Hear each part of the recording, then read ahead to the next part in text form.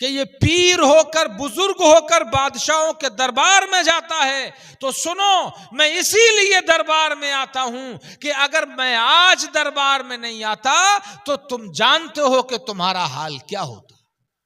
تو پتہ لگا کہ اللہ والے دینی مشکلیں بھی دور کرتے ہیں اور اللہ والے دنیاوی مشکلیں بھی دور کرتے ہیں۔ حضرت عبداللہ حنیف رحمت اللہ علیہ ایک اللہ کے ولی تھے۔ ان سے ملنے کے لیے دو صوفی بزرگ بڑی دور سے تشریف لائے۔ جب وہ عبداللہ حنیف کے گھر پہنچے تو پتہ لگا کہ عبداللہ حنیف بادشاہ کی ملاقات کو اس کے محل میں گئے ہوئے ہیں۔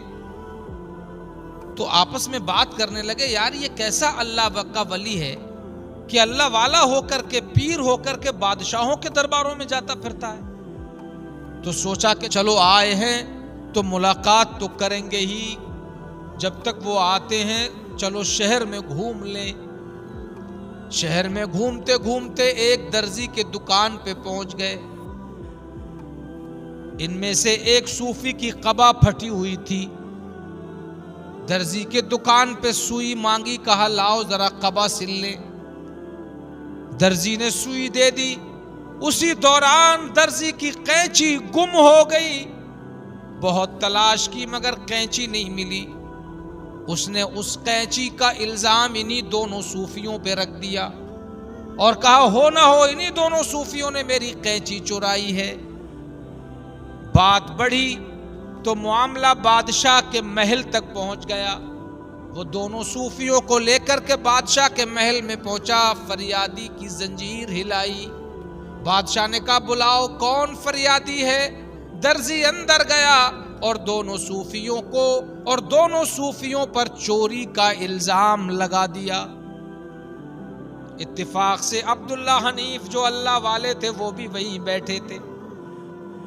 انہوں نے دونوں صوفیوں کو دیکھا تو بادشاہ سے کہا کہ اے بادشاہ میں ضمانت دیتا ہوں ان دونوں صوفیوں کی، انہوں نے درزی کی قینچی نہیں لی، انہیں چھوڑ دو۔ بادشاہ نے دونوں صوفیوں کو چھوڑ دیا اور جیسے ہی وہ صوفی رہا ہوئے، عبداللہ حنیف نے ان دونوں کو مخاطب کر کے فرمایا کہ سنو،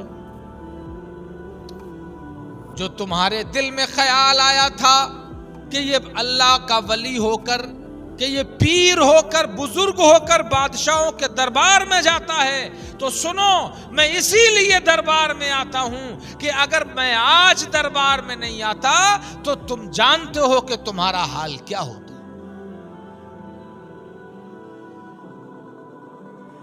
تو پتہ لگا کہ اللہ والے دینی مشکلیں بھی دور کرتے ہیں اور اللہ والے دنیاوی مشکلیں بھی دور کرتے ہیں۔